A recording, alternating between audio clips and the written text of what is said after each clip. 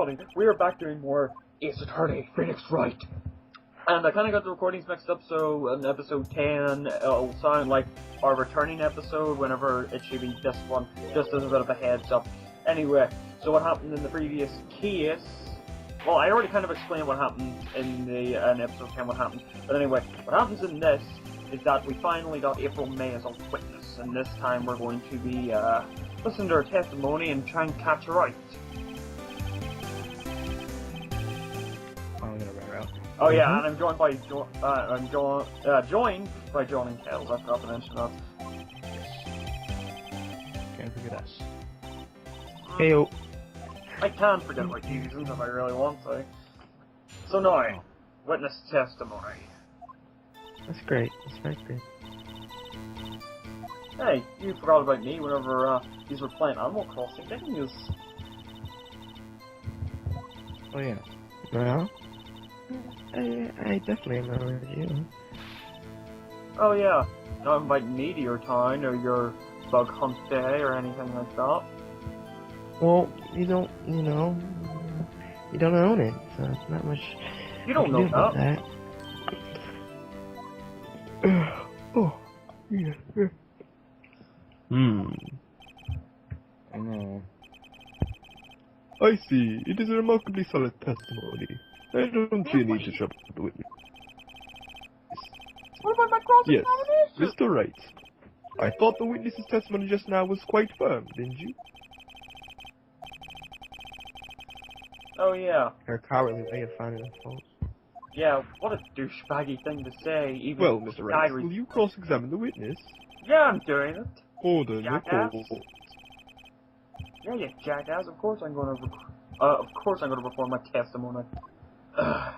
Well, Very look, well. that's one You of my may begin your cross-examination. What am I saying? Testimony. I'm not on trial.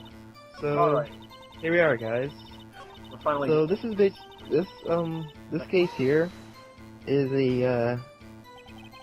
is essentially the first true case, I guess, since Yeah. the first one was a warm-up case, Yeah, and this just is to get you into the just to get mechanics. into the trial and the mechanics of the game, and also it's the first case in which you are allowed to actually investigate and talk to witnesses outside of the out of it.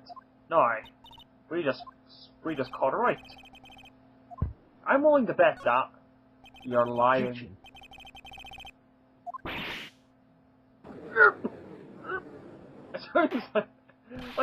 Just I always like that. I always like those scenes where like all the people in the court are oh yeah, just like talking, like Sure. when There's actually only a few times in which you actually see like them actually properly saying things, like I believe it's in this case or it's in yeah.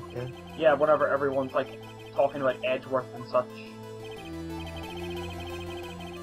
The witness testimony mentions none of these things. The Yeah, testimony is bogus. bogus. Wow. Still, we don't know if she was dressed that way the night of the murder.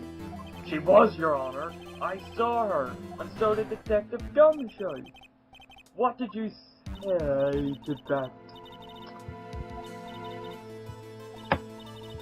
You know, see the way that she All spoke right. the first time I ever heard her saying stuff? I thought at some point she was like, meanie lawyer.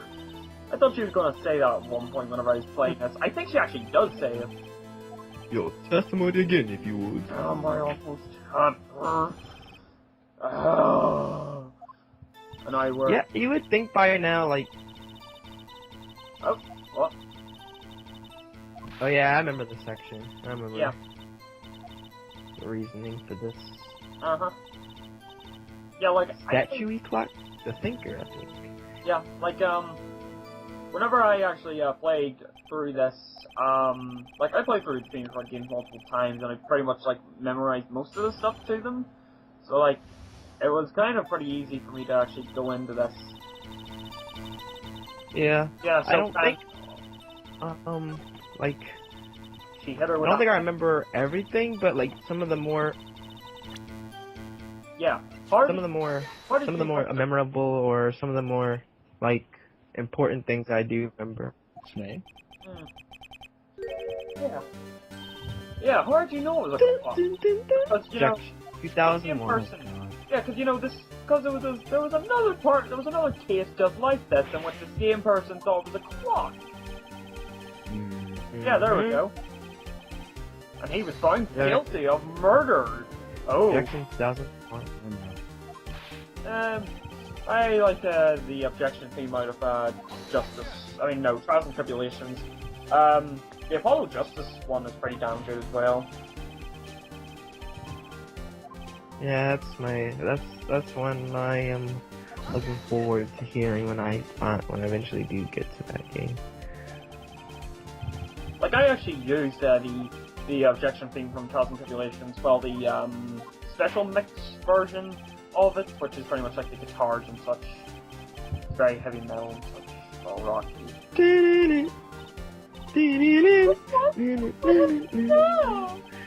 Yeah, most of the time in the first game here, as Phoenix Wright's defense attorney, for the beginning part of the case, he's basically just gonna be trying to get the contradictions and protect his client, and then as he starts to get to the later half, he starts to really go on the aggressive side, and because he finally has figured out.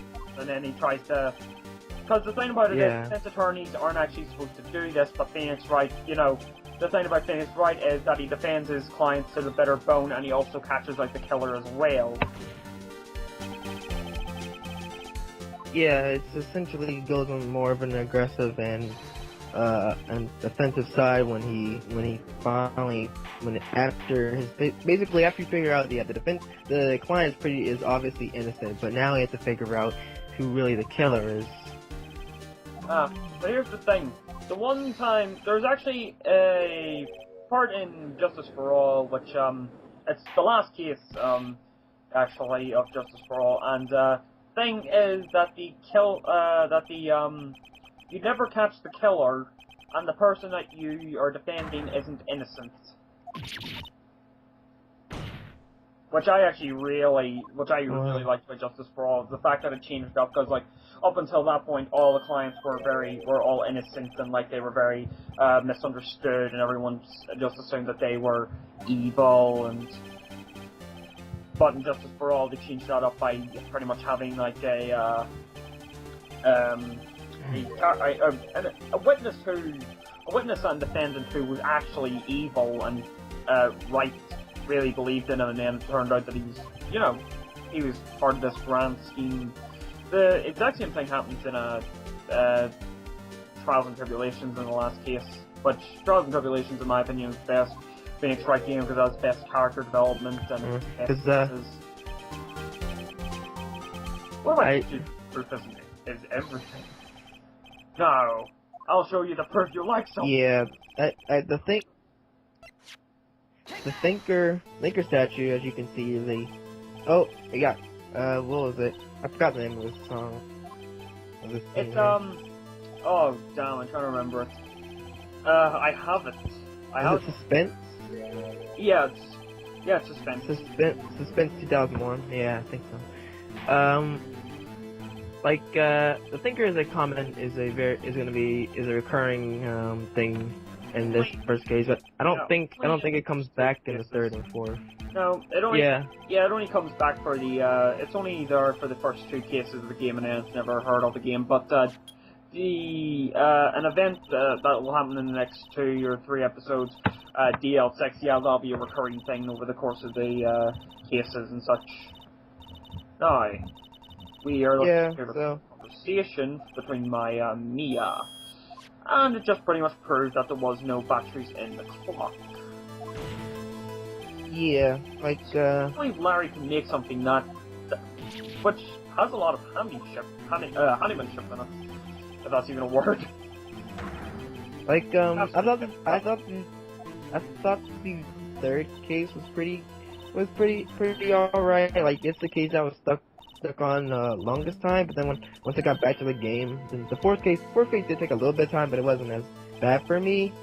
And the only thing I didn't really like too much about the third one was that, well, you got the second one and the first and the fourth are pretty much all sort of intertwined, but the third one really isn't all that intertwined, because like the first case had the statue that led to the second case, and then the second case, the DL6 takes part and later stuff. Well, DL6 is only mentioned, and Maya brings it up several times. But aside from that, that is whenever all that stuff happens. I mean, the last case in the game is not connected to any of the cases prior to that. It's actually like a completely off-the-wall case that was connected to an event that you have no idea what happened. But anyway, that is that, and in the next part of Phoenix Wright Ace Attorney, we'll be finishing off our testimony, our cross-examination, I mean, with April May. Liar. Yeah, she is. Don't call her fat, though. She'll rip your neck out. I mean, she's kind of. I mean, see a little bit of chubbiness, but you know. She'll kill you. I have a wee bowl. Bye. Good luck. Justice will prevail.